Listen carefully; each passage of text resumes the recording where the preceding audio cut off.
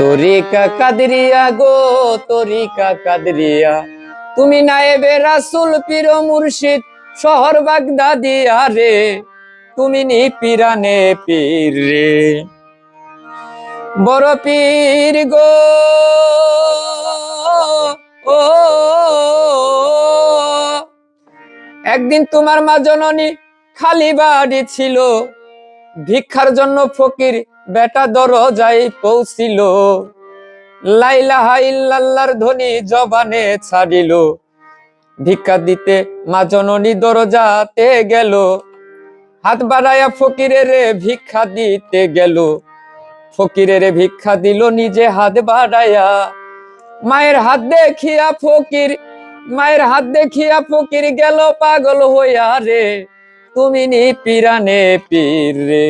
মায়ের হাত দেখিয়া ফকির বেটা পাগল হইয়া গেল, থাপা দিয়া মায়ের হাতে ফকিরে ধরিল।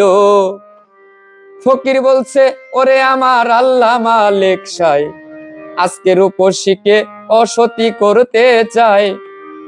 গর্বে থেকে ভাবছে বড় পীর যে জনাই, আজকে আমি গর্বে থাকতে যদি মায়ের ইজ্জতে যায়, আমি যাইতাম না রে সাদের দুনিয়ায়।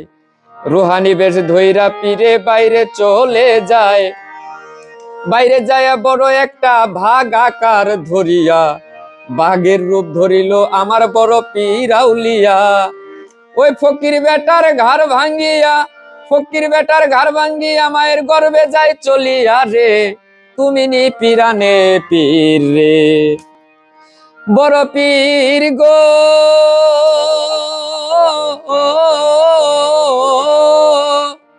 একদিন তোমার মা জননী পায়খানার বেগ হলো, পায়খানা করিতে মায়ে ঘরের বাইরে গেল।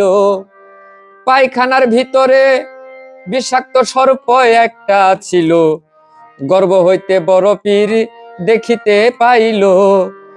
ভাবিতেছে গর্বে বসে বড় পীর আউলিয়া, আমি গর্বে থাকতে যদি মায়ে যাই মরিয়া, তখন আমার বড় পীরে কি কর্ম করিল।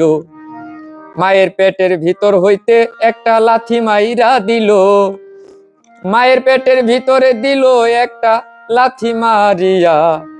ব্যথার চোটে মা জননী গিয়াছে পড়িয়া, সর্পের কামড় হইতে মাকে লইল বাঁচায়া।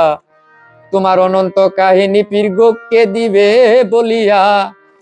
দেশ বিদেশে ঘুরছে রশিদ, দেশ বিদেশে ঘুরছে রশিদ তোমারও লাগিয়া রে, তুমি নি পিরানে পীর রে।